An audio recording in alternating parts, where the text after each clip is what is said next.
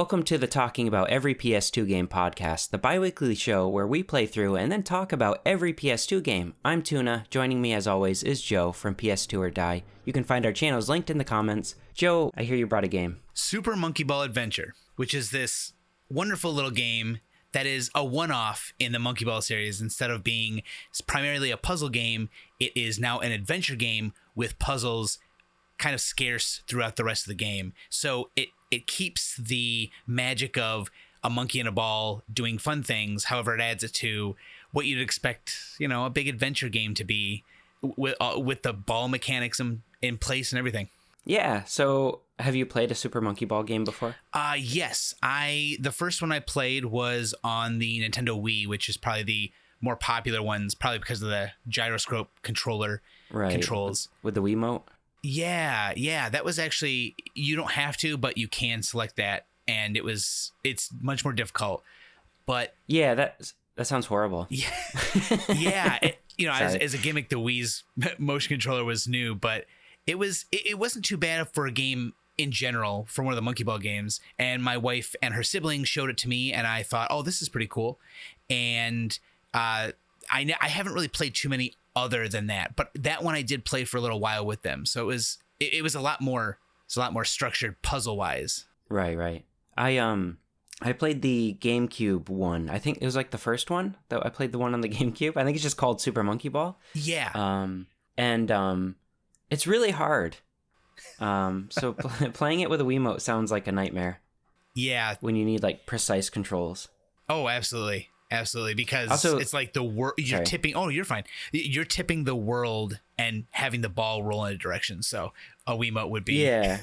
And, because the levels are so short. In adventure, they're long. They're not like, you're not like on a board game, right? You're not like in this little condensed thing. Right. There's 5 established worlds, and they all have loading zones to other areas, but they make up one island with, many different connecting areas. And then the puzzles themselves, which are those little contained areas with 60-second timers, those are just to open doors every so often in each of the levels, probably one in each area, but it's not anywhere near the amount that it usually is in a regular Super Monkey Ball game. This sounds super not my game. So the thing I liked about Super Monkey Ball, the little bit I played on GameCube, was that you had these really short levels and you just kind of get through it, and they're all very different. Stretching that out into like an adventure game where like the main mode of transportation is using the momentum gameplay, the movement, like I don't know, it wasn't super fun.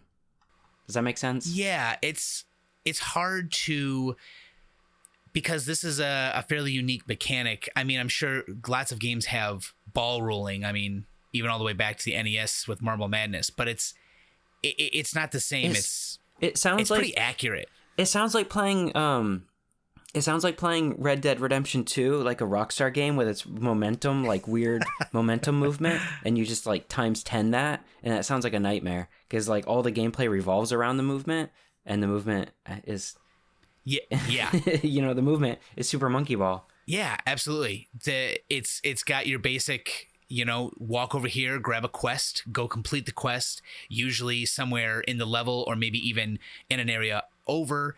And so just getting to a quest, not during a quest, but just getting to a quest can be a nightmare because falling off the sides has you fall out and will reset a quest, but also just reset your position.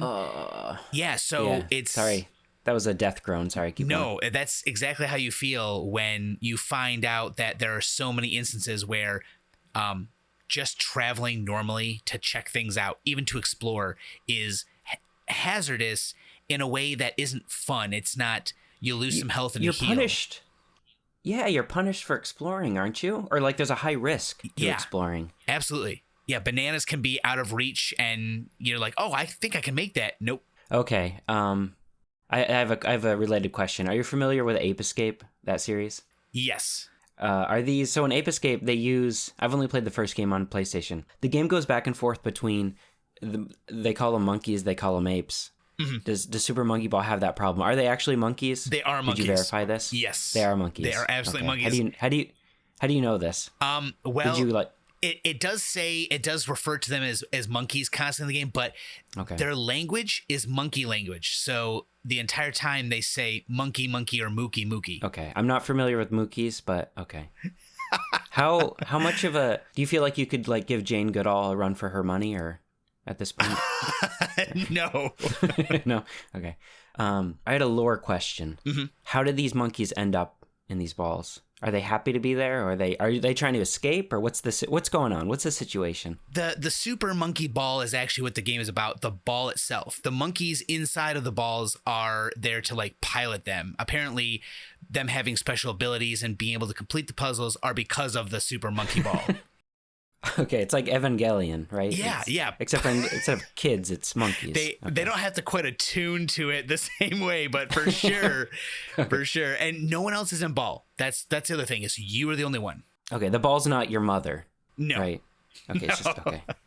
Your mother's spirit. Okay, gotcha. Okay. So are the balls weapons? Or they give you superpowers? Yeah, so the first thing is that obviously it's you're able to do things the other monkeys can't, activating things that only a ball would be able to activate, I guess.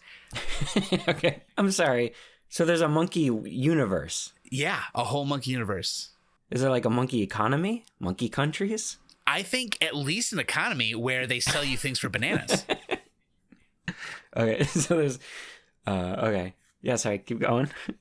Yeah, so they definitely sell you things for bananas, but with the monkey ball itself can learn abilities such as the boxing glove, where you have a literal boxing glove hanging off the side of you, and you press X to punch. And it's just like Ape Escape. You get the boxing glove in Ape Escape. Yeah, it is a little bit. Yeah. Okay. Speed, invisible, tether, which means you can drag things with you. They have abilities the other monkeys can't possibly use unless they're in the ball. Okay. You mentioned speed. That's actually related to my game, but we'll get to that later. Oh, right. Because drugs. Okay. A little different. How long did it take you to beat this game? I actually haven't looked to see, but I think it was a good 14 hours. Okay. It could have been, it sounds like it was like more like 6 hours, but it felt like 14 maybe. I would love to say that it was 6 hours, but felt more like 14. But there were entire play sessions, 3, where it was 1 or 2 quests at most. Right. So, oh wow. At least, yeah, there was at least 6 hours of just one area out of 5 islands. Okay. Wow. Yeah, that sounds like such a grind. It is.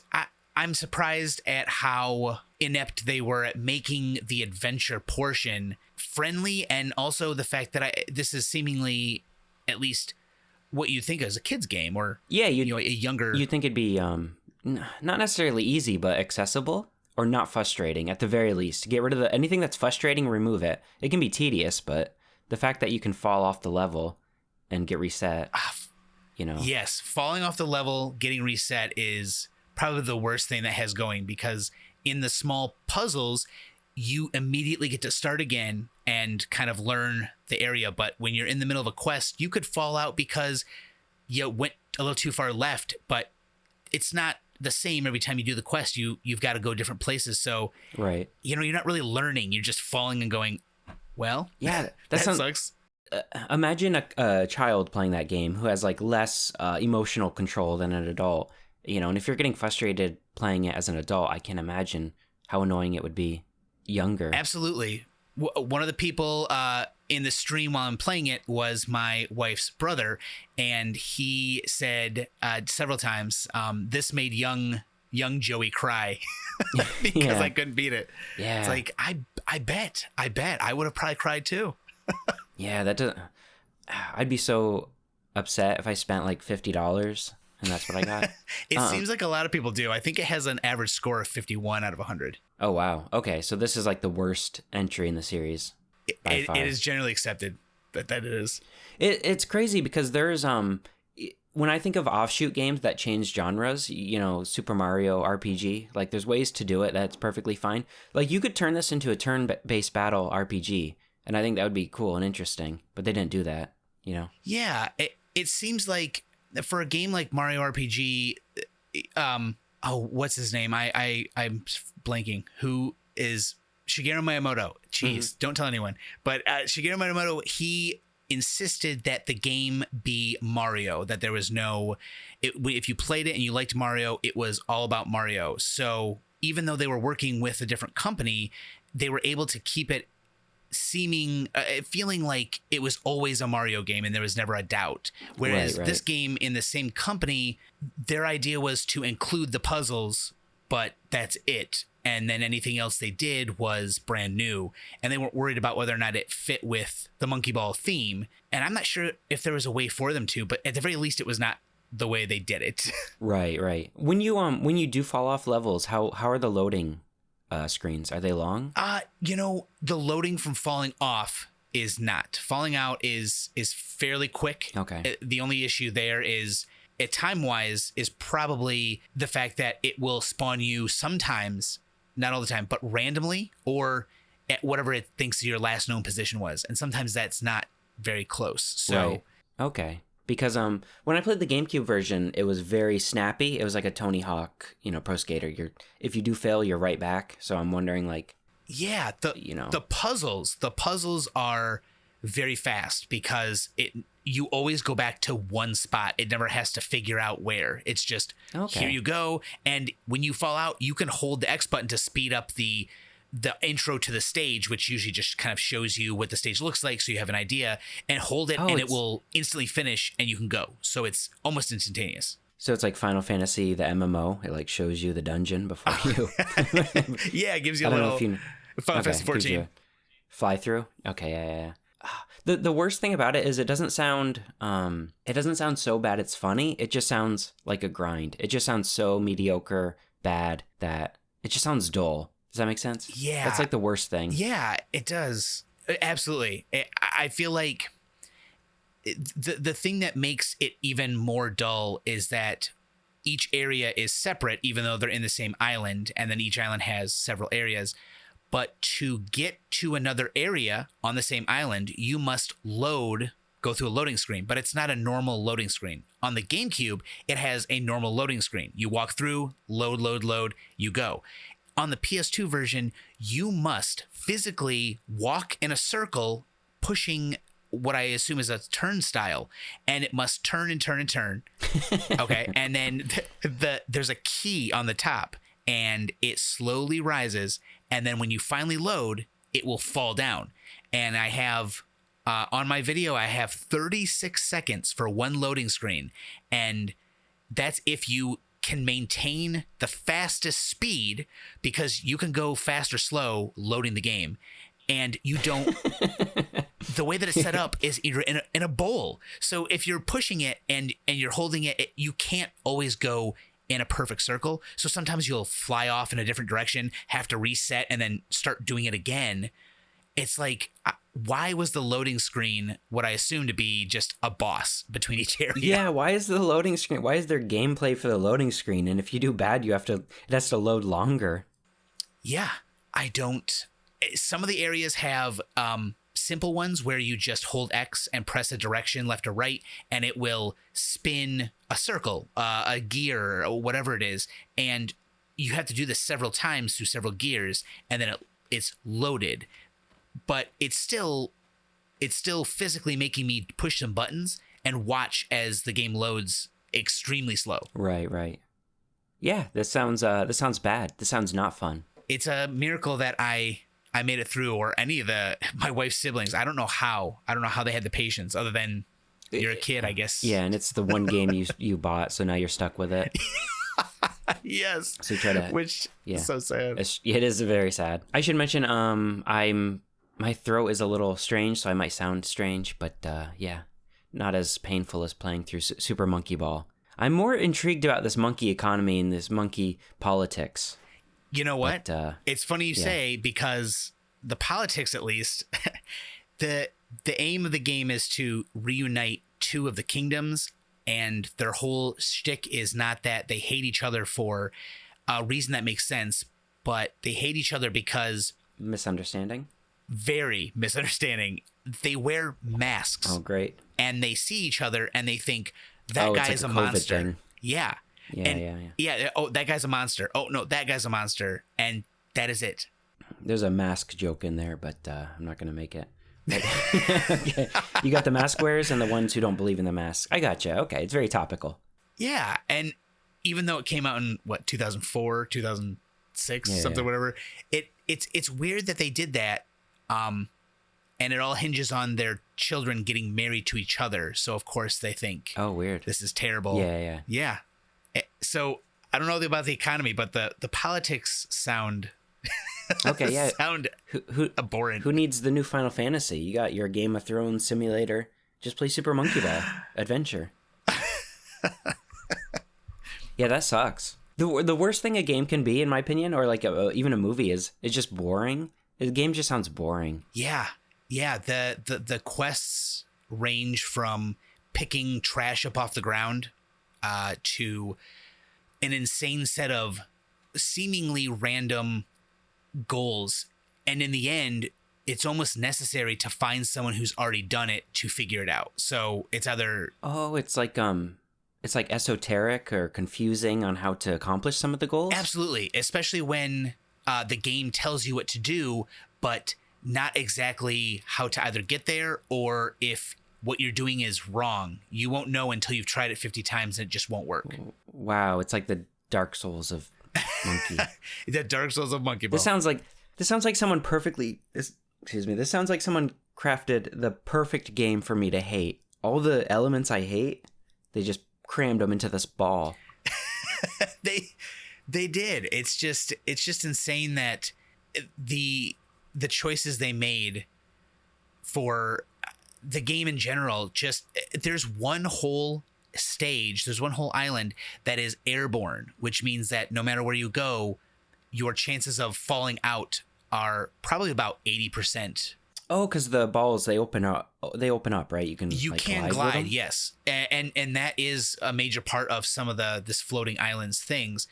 But just in general, they've clearly made the level based around the fact that you should be falling out to, make a mistake in a quest. Not, oh, I fell down a level and I must climb back up. It's more, we know you're going to make mistakes and we're making it harder on you. Also, you're going to fall out every other time.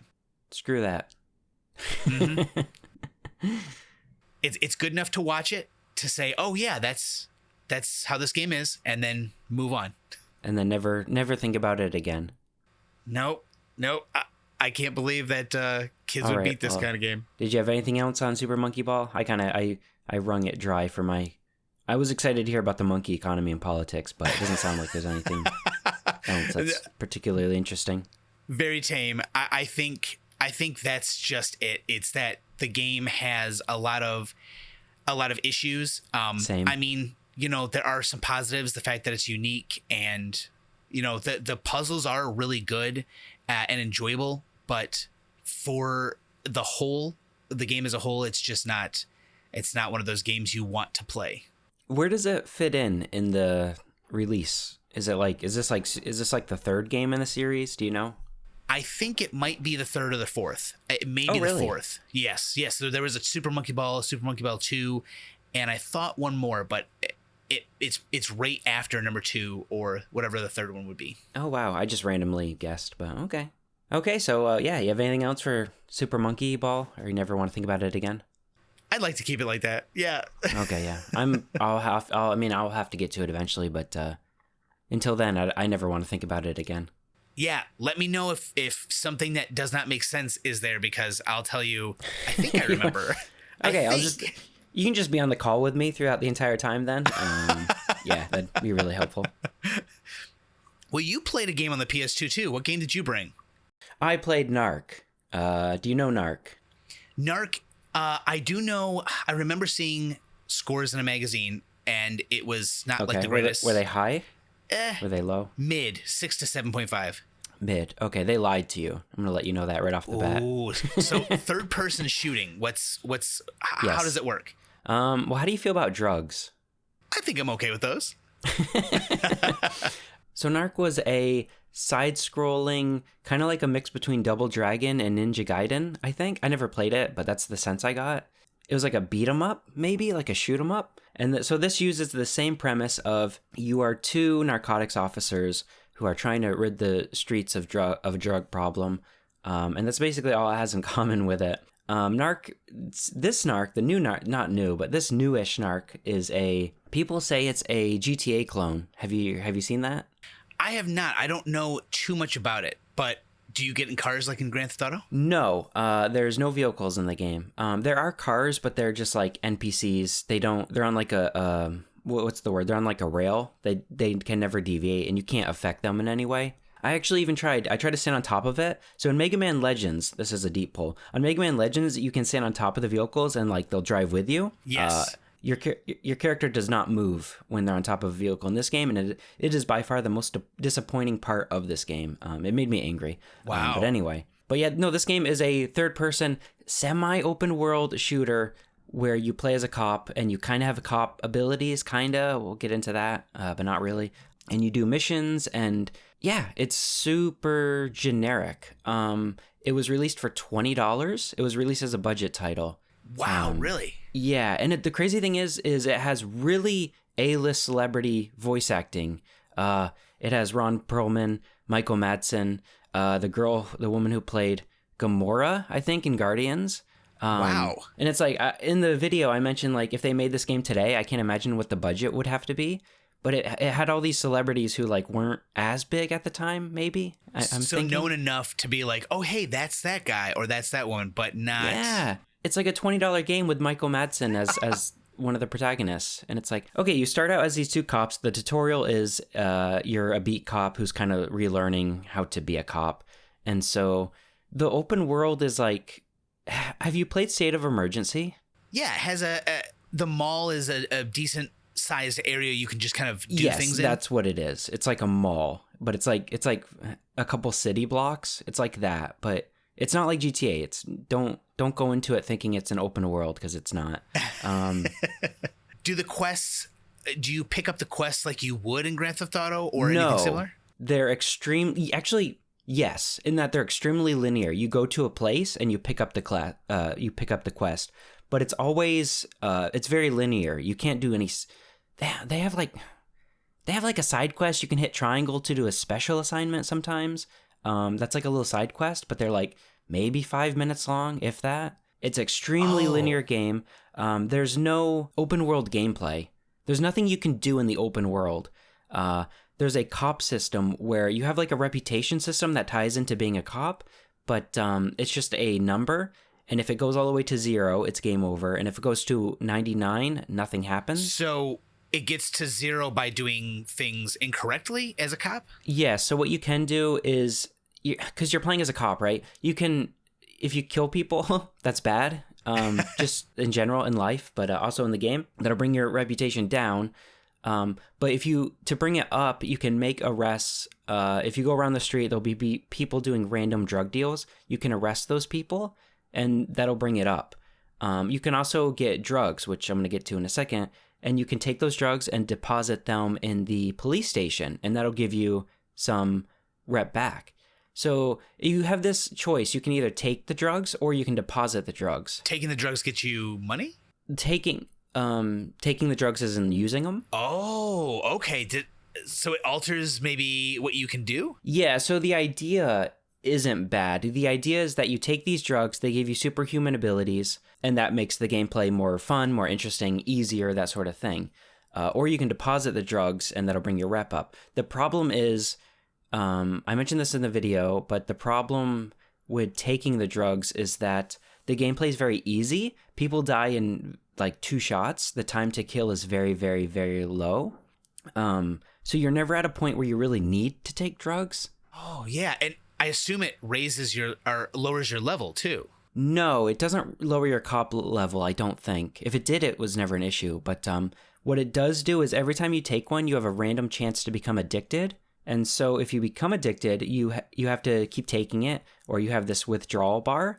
If the withdrawal bar goes all the way full, I believe, you have to beat a QuickTime event. And if you beat the QuickTime event, I think you're just cured. I think that's how you just get over it. You're just like, I don't need crack anymore. I'm good.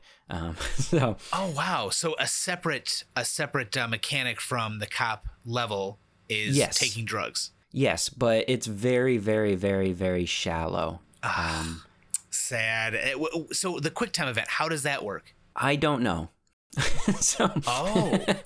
so I tried every button. Sometimes it would work, sometimes it didn't. It was like a slidey bar, and you have to like hit X when it's like in the range, but none of the buttons seem to work. So I don't know. I would just die usually, because if you don't do it, you just die. And so I would just die, and then it would reset me, and then I'm just not addicted anymore. But sometimes I was still addicted. It felt really bugged in a weird way. Oh, And yeah, that sounds confusing. it was very confusing. It was like I was taking drugs. I was so confused. But yeah. So they have all these drugs. They have a lot of them. They have ones that make you run faster. They have ones that slow down time. They have ones that make your melee much stronger. You know, they basically bullet time, that sort of thing. So I was going on a tangent, but I forgot to mention the issue is the time to kill is so low. There's no reason to. You'll never need to take them. The second one is that to do them, you have to scroll with the D-pad, and while you're scrolling, time doesn't stop. So you'll be getting shot, and you're trying to like scroll through. Where's my weed, man? And you're trying to scroll through. You're getting shot at, and it's just like not, the time it takes to find it, you'd be better off just shooting the guy. So there's no reason. Yes, it never sounds made like sense to me. No, that doesn't sound like a useful mechanic, especially if it's just easier to run a gun. Yeah, the best fix would have been to slow down time, which I think is what most RPGs do anyway. If you play like Dragon Age, you're going to give commands to party members is to slow down time while making those decisions. That would have pretty much fixed a lot of the issues. Wow. I wonder why they made the decision to make it while time is still going so people can shoot you while you're I think it's selecting your drugs. Yeah, just pushing the game out quickly maybe. It was a $20 game, so I didn't think they really super cared. Well, how long does each drug last? Do they each have a certain time limit, or is it just roughly the same amount of time, maybe a minute. Oh, 30 wow, seconds almost like to a minute. like a Not power long, up you'd but find long in an enough. old game. Exactly, yes. Comparing them to power-ups is perfect. They're just like power-ups. You get a lot of them too. Like I had everything. Like whatever you needed, I had. I was your guy. But It's the cop with it all. yeah. So you switch between these two characters, Marcus and what's the other guy's name? Jacob, something like that. Michael Madsen's character, I forget his name. They have this animosity towards each other at the beginning. They go through the game. They kind of have their back and forth. Spoiler alert, by the end, they kind of make up. I think one of them dies. Which one dies? Marcus. Marcus dies. The not Michael Madsen guy. So at the end of the game, other guy. Yeah, at the end of the game, so they do this reverse non-reverse, where Michael Madsen is shot, and you're like, oh no, my partner, I loved you. I know you had issues, because Michael Madsen's character is a user, so he's like struggling with that throughout the game. And then at the end, towards like the boss battle, he gets shot by the boss, and then you're like, oh no, I'll get revenge. And then like you fight the boss, and then they're still alive, but then they shoot you, and you're like, oh no. Actually, the other protagonist died, because there's two protagonists, right? So the other protagonist gets shot. So now both protagonists are shot. And then the other protagonist who you thought was dead, Michael Madsen's character, he's like, no, actually, I survived the bullet. Take this. And he shoots the antagonist, and he calls her a bitch. He shoots her, and it's really cringy. And so like you think he's dead, but then he's alive. But then the other guy's actually dead, and you're like, oh man, reverse, non-reverse, / reverse again. Oh, so that was the game. That feels interesting. All right. Yeah. So almost cliche enough that it still feels like it is, even though it's. Yeah. And the entire time they're doing this, they're just like, fuck you, bitch. He shoots her. Oh, it's just really stupid. Lord. It made me laugh. It was good. The game wasn't good, but the story, I like the story. It was really stupid and horrible. But yeah. How long did it take you to beat? Not long at all. You can beat it in one sitting. Me, it was 2 sittings, but it's very short. It was like 4 or 5 hours if you breeze through it. But so you start out I'm giving a really bad walkthrough of this game. This is a really bad explanation. It's my first time doing it like this. But you start out they never mention the city, but it's like a New York City / Chicago type, just generic American city. And so you start out there. You do some missions. You're working for like your captain there, and then eventually you're recruited by NARC, the organization. That's what the group is called. And they're like high up. This woman comes in. She's like the boss. She's like a federal agent, and you're just a city cop at that point. And she's like, I'm recruiting both of you. I'm sending you to Hong Kong. And so you go to, they have like a map change. It's like Red Dead, where you go to Mexico. It's like a map change. So you go from this American city to Hong Kong, which is kind of an interesting thing. It was nice because I actually liked that section more. The map had way more personality to it, and you could kind of get on buildings and that sort of thing. It like opened it up a little bit, which was cool. It was interesting. That's interesting for a game that didn't have much for the open world. Yes, they actually have two kind of levels, and they're fairly big. They're probably bigger than the mall in State of Emergency. They're not too small, but it's not open world. When you think of open world, do you think of the gameplay mechanics that are associated with that? You think of the mayhem you can cause in GTA. You think of hidden secrets and that sort of thing. This game really doesn't have that. You can't interact with the level in any way other than if you want to like shoot civilians, I guess, and the cops will like just kill you very quickly. So it's not like incentivized to do that. Not worth it to do. Yeah. There's not like fun to be had there. There's some drugs like hidden throughout the maps. You can climb up on some of the buildings, not all of them, but some of them. And there'll be like little caches you can kind of find. It's like, you can tell there's not much thought put into it.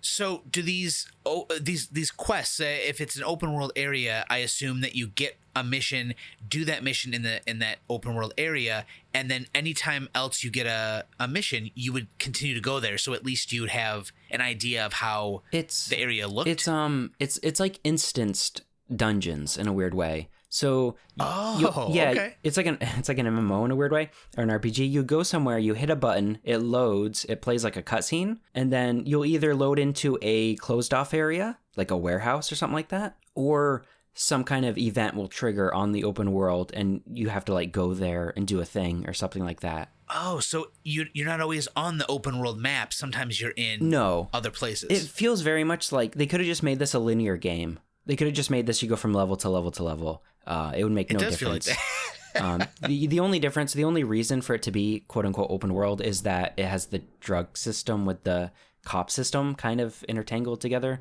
You really don't interact with it at all. Like unless you really go out of your way to do that stuff, there's no reason to. If anything, it takes away. If anything, it's worse. I was never incentivized to do it. I was only decentivized to do it. There was no reason to ever mess with using stuff in the game. There's also money in the game, but you can't, as far as I know, you can't use money for anything. So I don't understand the point of it. You can sell too. Selling will give you money, but again, I don't know what you use that money for. You can't, buy weapons. You can't buy anything, as far as I know. Weird. It almost like just an old-fashioned point system. Yes, kinda, but you can also like lose money really easily. You can deposit money to the police station, for example, to kind of pay up to get your rep back. So maybe that's it, is your goal is to like cause mayhem until it's close to 99 or close to 0, sorry, and then just raise it back up with money. Yeah, but is it even worth doing that? Like, no. Do you lose that many points? Kinda. I only had it drop once in the entire game, I think. It's hard to explain. It's so weird. What you can tell happened is that they designed these systems and they had these ideas for them, and then when they went to put them in the game, they didn't really play together. The gameplay mechanics didn't really synergize in any interesting ways. It sounds like it. So if you play like, Zelda, Breath of the Wild, the big thing that game does is it has all these mechanics and systems, but the big thing is that the systems play upon each other, right? Fire does this to this tree. You can chop trees down, you can set them on fire, you can build a campfire with said trees, and then from the campfire you can make fire. From the fire you can make fire arrows, you can make food. It's like one thing plays off another. NARC kind of has the ideas of that, but they never come together. Yeah, it sounds like it definitely should have been a more linear experience and something else for the money. Yeah, they should have cut a bunch of stuff and made it a really focused linear shooter that's like 4 hours. That's like a tight experience. That would have been way more enjoyable, and I think that the reviews would have been way more better, which is not English good phrasing, but yeah, something like that. You said you never played or saw the original NARC game for the arcade? I've seen video of it, but I've never played it myself. Was there maybe a counter for was there power-ups like drugs and then counter for money that maybe counters points? Is there any connection? I'm pretty sure you could use drugs in the original. I'm pretty sure. I could be wrong, but I'm pretty sure you could. So they maybe tried a little too hard to connect the mechanics from the arcade. To shoehorn. Yeah. Ah, that's so sad. Yeah. Are you familiar with the game Urban Chaos for the PS1? Yeah, I've heard of it, and I think I've seen some screenshots of it. Yeah. It's the open world is exactly like Urban Chaos. If you know what Urban Chaos is on the PS1, then it's just like that. But not Urban Chaos on the PS2. That's a different game. Same name, but different game. Different game. But, yeah. It's sad when open worlds, or when they try and put in open worlds in areas that just don't necessarily need it. It could have been a much better focused game if it had been linear. I'm wondering if they did that because they tried to, what's the word? They tried to like play up the fact that, oh, you like GTA, right? You want to play like a GTA-like game? And I wonder if they try to play into that. I don't know the marketing at the time, but I often hear that it's a GTA clone. So I wonder if that came from marketing for the game, and then people just see like a 1-minute video of it, and they're like, oh, it's a GTA clone, without having played it themselves. That makes sense. Yeah. I'm wondering, marketing for the PS2 games seemed to be, there was a game that was Mace Griffin Bounty Hunter, and it was the Halo killer. Yeah, that's actually a game coming up for me. I was thinking about that at some point. I don't know when, but yeah, I love and hate Mace Griffin. The coolest thing about it is that when you have a ship, you can just leave the controls while piloting your ship, and so your ship will keep like flying, but you're not like at the cockpit controlling it. As a kid, I thought that was really, really cool. That does seem kind of cool, but especially for PS2. Cool. Yeah, it's like how many games you have like a vehicle, but you can like leave the cockpit and just like walk around while your vehicle's still going. I don't know. As a kid, it like blew my mind. It was like, oh man, it feels like it's actual, like the vehicle is its own entity. Definitely. I don't think there's ever been a time I remember a game like that before. Yeah, it's really cool. I think in Starfield they're gonna have that, but yeah, it's kind of crazy. People like see a game with features and they're like, "Oh man, the first time a game did this, these features are crazy." And you're like, a game that did those features first, like 20 years ago or whatever. I knew about Starfield before it was cool, but way before it was cool. Yeah. So, I remember Mace Griffin being a slog, but yeah, that's enough about Mace Griffin. I'm sorry, I wanted to mention that. No, you're good. You're good. It's all about PS2. That's a PS2 game. It is a PS2 game, unfortunately. So a 4 to 5 hour, fairly linear, although it tries to trick you into being an open world experience where you use drugs, you get money for who knows what, and eventually in the end you get this reverse. Yeah, at the end you fight an old man in like a wheelchair, but instead of a wheelchair, it's a giant spider death machine, and he's like walking around. He's like, "I want immortal life," and he has like white eyes, and yeah, that's the end of the game. Oh my, okay. Yeah, it goes places. It sounds slightly unrealistic, at least in that aspect. Yeah, I don't know. I don't know. Maybe because you can take like 20 drugs in the span of like 10 minutes. That might be more unrealistic. But yeah, it's good. It gets pretty wacky. Oh, that reminds me. Actually, the thing I would have loved is if the game got more wacky. I think I mentioned this in my video too. But they like at the end of the game, it gets very schlocky, and I just wanted it to be more of that, more crazy, more silly, more fun. That maybe a little like the newer Saints Row games. Yeah, exactly. Yeah, be more Saints Row, less GTA, kind of in a weird way. It tried to be like serious. It took itself too seriously for the first, 80%. I assume it's not anything really like the Streets of LA. True crime. True crime, yeah. No, not really. True crime's great. Yeah, I remember that being okay. So that is interesting. It's sad to see that they tried to bring it from the arcade up and it just didn't translate the way they wanted. Like you said, the systems just weren't working, playing well with each other. I think it's from Midway. I haven't looked it up. I think it feels like a Midway game. I'm pretty sure it is. Oh boy. But Midway, I could be just connecting dots in my head, making up a story, but I feel like Midway in the early 2000s had a bunch of like bad games they kind of just crapped out for like $20 to $40. I think of this and I think of Roadkill. Do you know Roadkill? I remember Roadkill, but I can just remember the name. Okay, that was an actual GTA clone, but you couldn't leave your car. It was open world. You had a car, and it was a vehicle combat sort of game. Oh, okay. Maybe like Twisted Metal meets Grand Theft Auto. Exactly. That's a perfect description. And it was very silly. It's very crass. It's very Midway. Midway's very gutter, very dirty. It has that feeling. Oh, wow. And that didn't translate to NARC the way they probably wanted it to. No, NARC does not feel. It doesn't feel dirty enough. It would have been more interesting if it did. It doesn't feel gross. It feels like a little gross, but not gross, you know? Not the kind that makes it real interesting. Yeah, like in Roadkill, you meet these. It's a post-apocalyptic world. You meet these clown gangs, and they're like, you walk in, and the guy's like fucking some whore, and he's like, oh, this fucking whore, loose pussy, and it's like, dude. We might edit this out. I don't know how you feel about swearing for that much. No, that's funny. That's hilarious. Jesus. The game is the game uses that language. It is very, very crass. But yeah, and then NARC doesn't really have that as much. The funniest thing that I saw, the most toilet humor, was when the end of the game, the guy's like, and that, you know, he calls her a bitch and he shoots her and like he says some stuff and whatever. That's like the most like crass it gets. I can't think of another word, but yeah, that's like as toilet humor as it gets. Sad. As adolescent as the game gets. Definitely would have helped the game if it had been sillier. It would have gave it more of a personality. It feels like it's trying to balance between, you know, being a Saints Row and being a GTA game that takes itself a little bit more serious. It reminds me, I think about Conker's Bad Fur Day, and if that game wasn't hilarious, then it might not have been a very fun game. Yeah, exactly. Conker is a good comparison. There's there's games that really dive into that atmosphere, but they nail it a lot of the time. And this game just doesn't. It doesn't really try to do that, and it doesn't really succeed either way. So it's left in this weird limbo where it's not twisted metal wacky, but it's also not GTA kind of wacky, but also serious. You feel for the characters. It's like this weird. It doesn't do either very well. And the worst thing about it, actually, of course, the gameplay. It's just not very good gameplay. The shooting just doesn't. The shooting feels bad. The movement is like, it's okay, but it's nothing great. You're shooting a lot of guys. It doesn't feel great. They're just like, it's like Red Faction 2. Red Faction 1 had like amazing shooting. Then Red Faction 2 is just kind of like point and they die.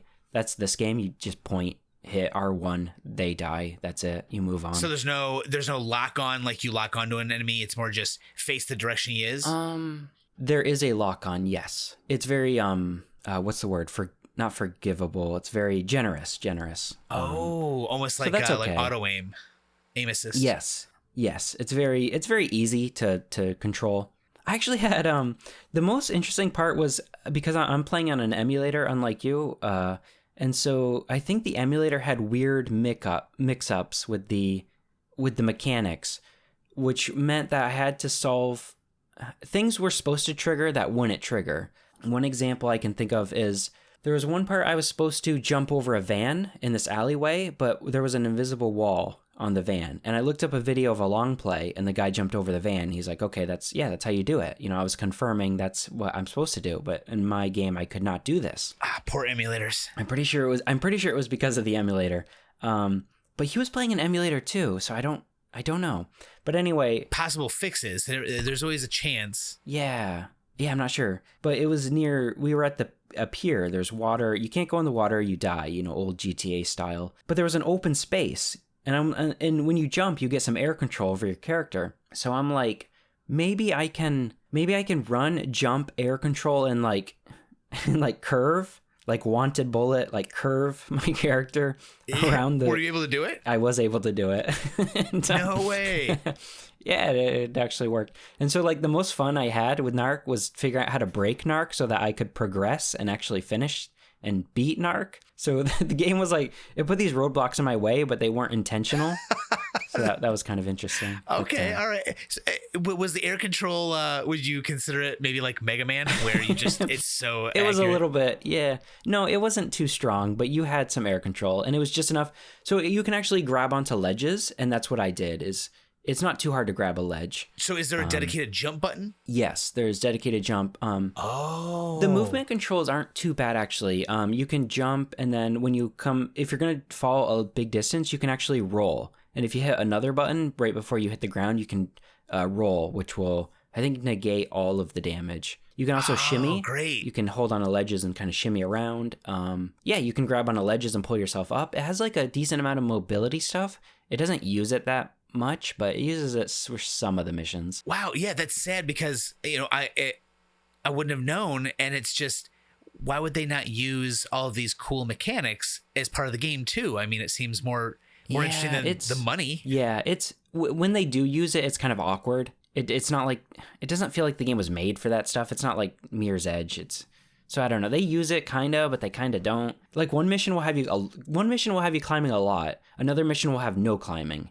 You know, so it's like kind of you don't know what you're gonna get. Damn, I love the mobility in games. Okay, you might like that aspect of it. The worst part about actually the gameplay, the levels specifically, is that so many of them are stealth missions. No way, they're stealth. Yes, they're mostly stealth, and they're mostly. I should have mentioned this at the start. Now that you just like triggered a thing in my brain that just. Ooh, I hated the missions in this game. So a lot of them are trailing missions. You know, like Assassin's Creed, you got to trail the guy. You can't get too close. You can't get too far. You got to be close enough to listen to the conversation. That's maybe half the missions in the game. Oh, jeez. It's really bad. When the game does its run and gun, you got to get from point A to point B. Just kill the guys in your way. That's when the game's at its best. But the game has so many trailing missions. It has so many missions where you get up to a rooftop and then you use a camera to take pictures of people. You got to use a directional mic to pick up their phone calls, that sort of like espionage stuff. It's like, it's not a 007 game. I don't know why you're making me do this. That is bizarre. Yeah, with all the movement mechanics and the fact that it just sounds more like a run and gun game. I mean, you're doing drugs. So yeah, I wonder why they added these trailing. Yeah, so many of it. Yeah, I'm sorry, I'm cutting you off. No, you're good. There's no it has this drug system, and then it gives you missions where there's no point to use them. You can't. Smoking crack's not going to help me listen in on a conversation from a rooftop. Like, is it? Too bad, right? Yeah. That's so bizarre. Yeah. Okay, so that even adds even more to the mechanics not playing well with each other. I mean, half the game seems cutting off the mechanic of doing drugs. Yeah, and there's no. I only died maybe like 4 times, and 2 of those were at the boss battle at the end. So it's not. I'm trying to think, is there a difficulty level? I don't think so. I think it's you just play. So yeah, it's not. And I'm pretty bad at games. It's not hard. There's no reason to use the drugs in the game. There's no reason to arrest people. There's no reason to use the reputation system. There's no reason to use like any of the mechanics that the game has. And even if you do use them and you go out of your way to play with them, they're just not fun. There's nothing like there. There's nothing to interact with. You hate to see it in games like that where it's like, you guys could have had something cool, but yeah, you just didn't connect them. They needed to do one of 2 things, which is either give the game a lot bigger budget, expand it, make it an actual open world game, and actually use those mechanics in the mission design, or cut it all back, make it a focused linear experience. And they just did neither. They like sat in this middle zone. Well, so out of 10, what would you give NARC? A 3. Oh.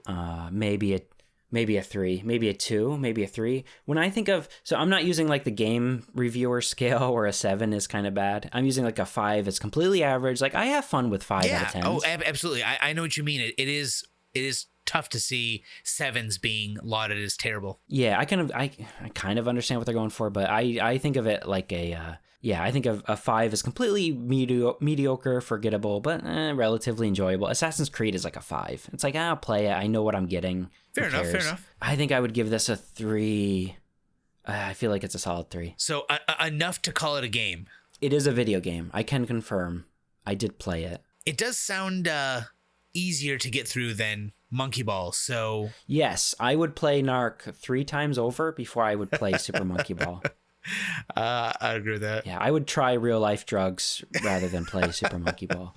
And I'm not one for the marijuana. But yeah, I would try even hard drugs before I played that. The monkey politics sounds fun though. I don't know. That sounds like, I didn't like how the ending of Game of Thrones was. I don't think anyone liked those later seasons. So maybe I'm hoping Super Monkey Ball could be like a nice alternative. Okay, yeah. I mean, yeah. You get some people together and they have a wedding at the end, but it's too happy. Was it like a blue wedding? Was it better, or was it? Yeah. Okay. There wasn't like a pregnant monkey didn't get stabbed. Did no, there was no bloodshed in this game. Okay, good. No, infanticide. What's the word I'm looking for? Yeah. Okay. Yeah. No. No, monkeys had a good time. Oh yeah, it was a happy ending. It was a good monkey happy ending. Yeah, it was no. If you want a good monkey game, play Ape Escape. I'm looking forward to Ape Escape 2. That's a PS2 game. I really want to play that, but Ape Escape for sure. Yeah, not there yet. Ape Escape for sure. People love that game. Yeah, so that's NARC. I didn't have anything else on it. One thing they should have done, yeah, when you get like money, they should have let you buy like weapons. Like even that would have like made the game so much more. No, it wouldn't, because then you don't use the weapons for anything. Really. Do you have a choice of weapon in any way, or is it just whatever they give you? You pick up. It's kind of like half and half. You get some weapons usually, but also you can pick up weapons from the enemies, and so enemies will always use different weapons, and so you're picking up a lot of whatever they're using. Ammo scarcity, it actually came up a few times, so that was sometimes an issue. Oh wow! So it's worth it to switch into new weapons, like brand new weapons. Yes, or it's worth it to like use the weapon they're using so that you can just keep getting ammo for it. Does that mean that it's at least a linear enough experience where you're going to see the same weapon in a level over and over? Yes, if you play through the game, you're gonna see the same weapons that another guy is getting when they're playing through the game. Fair enough. The weapon. Sorry? No. Yeah, I was gonna ask if weapon variety and like power. How does that work? Oh yeah. There's good weapon variety actually. The amount of drugs you can use, there's a good variety there for like the abilities they give you, and then for weapons it's the same. There's a good variety. There's grenade launchers even. There's revolvers. There's shotguns. There's snipers. There's all kinds of stuff. So the weapon variety was actually a high point of the game. There's a lot of interesting weapons you can use. Are they clearly different, or are they too samey? They're very different. I think there's only like one sniper rifle, but it's very different from all the other weapons. The shotgun was terrible. Was there a shotgun? I feel like if there was a shotgun, it was terrible. It's so easy to remember the good shotgun. So yeah, I can't remember. It must have been bad. Yeah, it must have been bad. I remember the revolvers were really bad because the reload took forever. And when the drug thing, that reminds me, because it takes so long, you have to scroll through to find the drugs you want. The same is true of reloading. Reloading for some of the guns takes a long time. So you're like, it would have been nice to be able to like take a drug so you can reload faster, but then you got to scroll through to find to find what you want to take, and then you take it, and then you can scroll through, or then you can reload your weapon. It was just like a mess of mechanics and controls, and it was just a nightmare. Nobody thought through any of this. Yeah, might as well just reload if you're going to have to keep taking the drug over and over. Yeah, just do Call of Duty, hide behind the pillar, reload, just keep going. That's like the best course of action. Okay, so at least the weapon variety was good, and the weapons seemed different enough even if they were bad, and then there's a sniper rifle. Yeah, it was good. The highlight was you could smoke crack, and then you could kick so hard that you would decapitate people. That was kind of cool.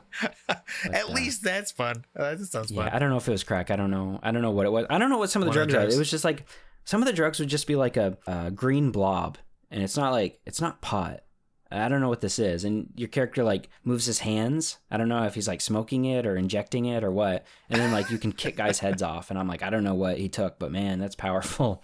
Wow. So, it was interesting. Don't let those drugs run around the streets right now. Jeez. Oh yeah. I forgot to even mention the main. So the main antagonist of the game. There's this new drug called Liquid Soul, and it gives you like inhuman abilities.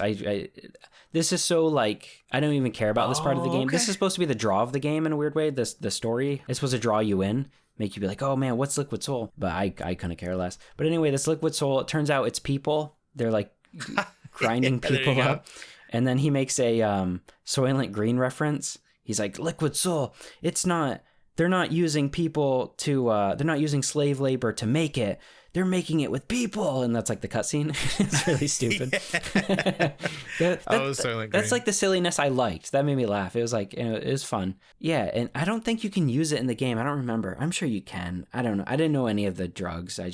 They don't like label them, I don't think. Is it just like guess by the ability it gives you or what it looks like the on ability, the screen? yes, and the PNG file that's the bottom left. I don't know what this is. It's like a green blob, but it's so there you go.